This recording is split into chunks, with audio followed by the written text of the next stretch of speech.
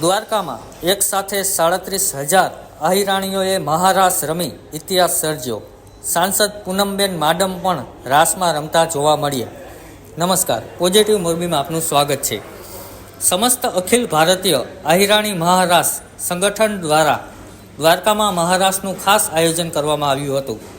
રવિવારે દ્વારકામાં 37,000 જેટલી અહિરાણીઓએ મહારાસ રમી ઇતિહાસ સર્જ્યો છે.